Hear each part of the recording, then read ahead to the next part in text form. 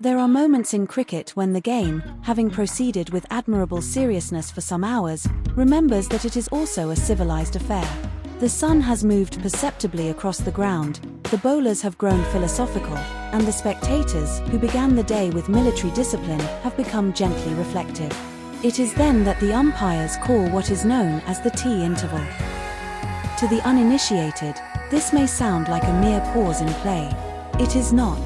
It is, in fact, one of the quiet pillars upon which the entire architecture of cricket rests.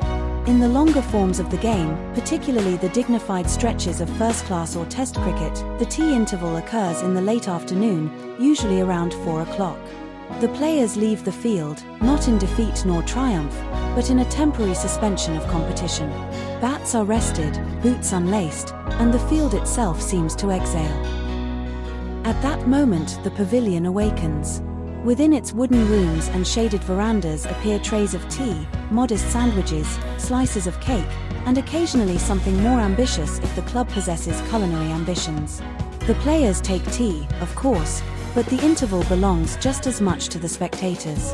It is the hour in which conversation replaces applause. One might hear a gentleman remark upon the virtues of a well-pitched-out swinger, or a lady defend the elegance of a cover drive with more conviction than any commentator.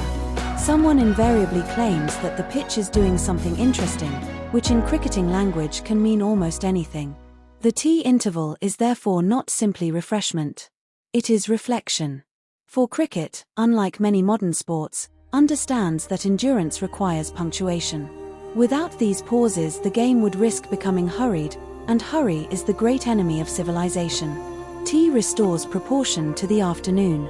A collapse of wickets becomes merely a story, a patient century becomes a matter worthy of calm admiration. It is long believed that the tea interval is one of England's most successful diplomatic inventions. It reconciles effort with leisure, rivalry with hospitality. A bowler who has spent 2 hours attempting to dislodge a batsman may, moments later, find himself buttering a scone beside him. And no war has ever survived the sharing of marmalade. At Sir Timothy's Pavilion, we regard the tea interval with the reverence usually reserved for cathedral bells.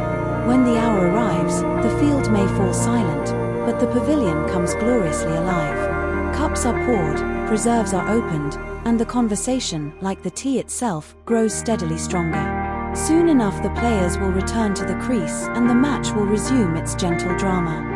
But for those few minutes the game remembers its true purpose.